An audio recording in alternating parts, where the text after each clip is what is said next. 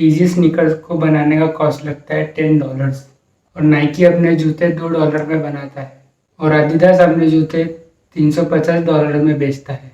Sneaker इससे कई ज़्यादा कम कॉस्ट के पड़ सकते हैं अगर वो पे करना बंद कर दे कान्ये वेस्ट जैसे सेलिब्रिटीज़ को अपने ब्रांड के लिए। ऐसे कई कमेंट्स हमें इंटरनेट पे देखने को मिलते हैं, पर एक ट्रू कॉस्ट क्या होता है स्नीकर्स को बनाने के लिए और कितना एक ब्रांड जैसे नाइकी एडिडास अर्न करता है इन शूज़ को बनाने के बाद। ये सारे बड़े ब्रांड्स बहुत ही डिस्क्रीट है अपने प्रोडक्शन कॉस्ट को रिवील करने में, स्पेशली जब से एक स्वीट शॉप कंट्रोवर्सी ओपन हुई थी तब से कंपनी काफ़ी केयरफुल हो चुकी है कि क्या रिवील करना है और क्या नहीं।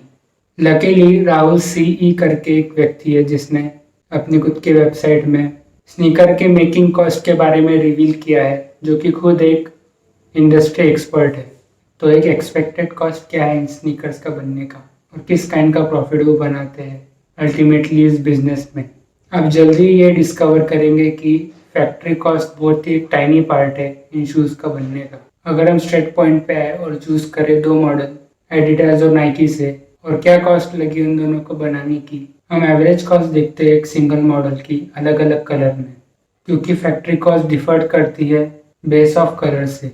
जो इंडिविजुअल कॉस्ट यहाँ मेंशन की गई है और 95% एक्यूरेट है करेंसी कन्वर्जन के हिसाब से, एक फैक्ट्री या फिर FOB के हिसाब से। FOB शॉर्ट फॉर्म में फ्री ऑन बोर्ड का, जो कि कॉस्ट होती है एक शू की जब उसे लोड किया जाता है वेसल पे वहाँ के ओरिजिन पे, यूजुअली उस कंट्री पे जहाँ पे वो फैक्ट्री लोकेटेड है। ये एक फिनिश शू होता है टिल सप्लाई पोर्ट, कि यहाँ से सप्लाई पोर्ट टेक केयर करेगा शू का। ये शिपिंग पोर्ट तक के फ्री होता है, उसके बाद आगे की कीमत आप डिसाइड करोगे कि किस कीमत पे इसे पहुँचाना है, या ये शिपिंग पोर्ट वालों की जिम्मेदारी बन जाती है कि शूज़ को कैसे पहुँचाना है।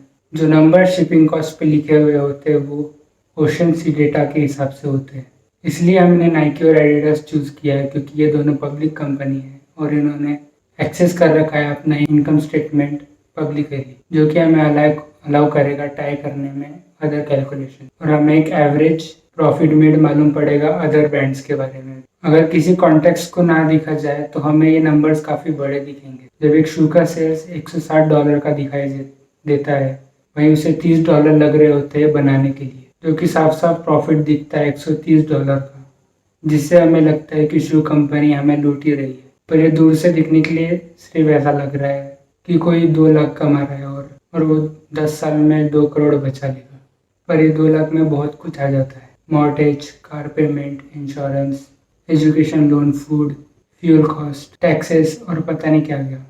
पर जब 2 लाख कमा रहे और उसके बाद एक्सपेंसेस हटा देते हैं तो एक रियल सेविंग निकल के आती है, जो कि फ्रैक्शन होती है उस चीज़ की। 2019 में 8.4% प्रॉफिट कमाया पूरे टैक्सेस कंप्लीट देने के बाद, वहीं नाइकी ने 10.3% कमाए पूरे टैक्सेस कंप्लीटली देने के बाद। पर एक चीज़ ध्यान रखना कि ब्रांड की इनकम स्टेटमेंट बेस्ड होती है होलसम रेवेन्यू के बाद, ना कि रिटेल प्राइस पे। अगर अब ब्रांड मार्जिन रिटेल प्राइस देखी जाए तो एडिडास 4% प्रॉफिट और नाइकी 5% प्रॉफिट शो करता है। दूसरे भाषा में देखा जाए, अगर $100 का जूता है तो एडिडास $4 बनाता है और नाइकी $5 बनाता है। पर अभी अभी हमने कैलकुलेट किया था कि एक शू $130 प्रॉफिट बनाता है, वो बाकी प्रॉफिट कहाँ जाता है? फैक्ट्री कॉस्ट एक पहला पड़ाव है जो हमें दिखाई देता है फिनिश प्रोडक्ट की जर्नी का। बाकी कॉस्ट लैंड होने, वो शू के होने तक के, लैंड होने तक के पाइल होते होते बढ़ जाता है। बीच में जब सारे शूज़ ट्रांसपोर्ट होने के लिए निकलते हैं शिपिंग पोर्ट से, उसके बाद ब्रांड को सारा कॉस्ट कवर करना पड़ता है उसके ट्रांसपोर्ट होने का एशिया से फाइनल डेस्टिनेशन तक पहुंचने में। इसकी पॉसिबिलिटीज भी होती है कि वो शिप एक स्टॉर्म या तूफान में कहीं खो जाए या डूब जाए, और ऐसा हुआ भी है। तो ब्रांड को बहुत से पैसे लगाने पड़ते हैं इंश्योर करने में, इंश्योरेंस बनाने में कि ये शूज़ को कुछ होना, जैसे एक पर्सनल ट्रैवलिंग का इंश्योरेंस हम बनाते हैं वैसे। जब ये शिपमेंट पूरा पहुंच जाता है शिपिंग पोर्ट तक, उसके बाद इन सारे शूज़ के कस्टम ड्यूटी भी देनी पड़ती है ब्रांड को, और इन सेम कस्टम ड्यूटी के काफ़ी डिफरेंट स्ट्रक्चर्स होते हैं कॉस्ट में। अगर एक टाइप ऑफ फुटवेयर की 10 रेट ऑफ ड्यूटी है तो सेकंड अगले शू की 20 भी हो सकती है। फैक्ट्री से लेकर लैंडेड कॉस्ट तक होने तक 21% ग्रोथ हो जाती है इन सारी कीमतों में।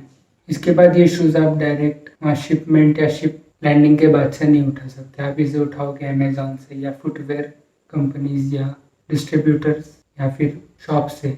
ये सारे जन ब्रांडिंग ने पे करती है काफ़ी सारे पैसे स्मॉल प्रॉफिट्स में कमाने के लिए, और एक डिस्काउंटेड रेट दिया जाता है सेलर्स को कि वो उसे थोड़े कम में सेल कर सके, जिसे रेवेन्यू नेट सेल भी कहा जाता है। इस रिटेल मार्जिन का कम से कम कीमत 50% होती है। इसका मतलब ये है एडिडास और नाइकी जैसे शूज़ $100 के अपने शूज़ बेचती है अपने पार्टनर्स को $50 में। कैलकुलेशन डिफरेंटली वर्क करती है जब वो अपने स्टोर्स में बेचती है या फिर वेबसाइट में बेचती है, कि यहाँ प्रोडक्ट सीधा डायरेक्टली कस्टमर के पास जा रहा होता है। कभी भी डायरेक्ट सेलिंग फास्ट ग्रोइंग है, पर स्मॉल पार्ट है इस फुटवेयर बिजनेस का। लैंडेड कॉस्ट और होलसेल कॉस्ट के प्राइस के बीच का प्रॉफिट को कहते हैं ग्रॉस मार्जिन। जैसा कि आपने देखा कि $100 में अगर शूज़ बिका और वो $22 में बन के लैंडेड कॉस्ट हुआ उसका, और उसकी होलसेल प्राइस $50 हुई, तो $28 का जो मार्जिन था उसे ग्रॉस मार्जिन कहते हैं, जो कि 56% होता है। पर हमने बाकी कॉस्ट अभी देखी नहीं है, जैसे शू ब्रांड को रन करना। 2019 में एडिडास का ग्रॉस मार्जिन 52% था, वहीं नाइकी का 48%। कहीं आपको देखने मिलेगा कि एडिडास के शूज़ को कम कॉस्ट लगाए बनने में, फिर भी उतने में ही बिका है जितना नाइकी का सेम शूज़ ज़्यादा इसमें बन के बिका है, फिर भी एडिडास ने कम प्रॉफिट क्यों कमाए? क्योंकि एडिडास कई ज़्यादा चीज़ें बेचता है एज कम्पेयर टू नाइकी, एक हायर मार्जिन बिजनेस है इसमें, जो कि दूसरी तरफ नाइकी सिर्फ एक फुटवेयर बिजनेस है। इस वजह से बिजनेस को पे करना पड़ता है स्टाफ ड्यूटी में, ब्रांडिंग में, डिप्रिशिएशन में, टैक्सेस में और बाकी अदर रिलेटेड बिजनेस एक्सपेंसेस में। फॉर्चुनेटली ये सारे प्राइसेस आप देख सकते हो क्योंकि ये दोनों कंपनी पब्लिकली लिस्टेड है। 2019 में नाइकी ने कम से कम 10% ऑफ अपने प्रॉफिट मार्केटिंग में लगाए, वहीं एडिडास ने उससे कई ज़्यादा। मार्केटिंग के अलावा 23% और भी अदर एक्सपेंसेस बढ़ नाइकी ने दिए, और जर्मन ब्रांड्स ने 29% दिए अपने अदर एक्सपेंसेस में। अदर देन मार्केटिंग, ये वो नंबर्स है जो अदर देन मार्केटिंग है। टैक्स के भी अपने अलग कट्स है, और 2019 में नाइकी और एडिडास ने 16 और 25% रिस्पेक्टफुली दिए हैं। इतने सारा कैश स्पेंड करने के बाद जो उनके पास बचता है उसे कहते हैं नेट इनकम, जो हमने पहले डिस्कस किया था, जो मिलके होता है 10% नाइकी का और 8% एडिडास का। अगर एक ओवरऑल पिक्चर देखा जाए तो $100 के शूज़ पे एडिडास बनाता है 4%, तो नाइकी बनाता है 5% of profit on their shoes. अब आपको आइडिया लग चुका है क्या चीज़ रहती है इन चीज़ के प्राइस के ऊपर आने की। क्या आपको ये ओवर वैल्यू लगती है, अंडर वैल्यू? कमेंट में बताना। Thanks for watching. So please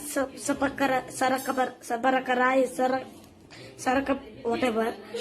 Please I want to reach 1 million likes. So please sarapakara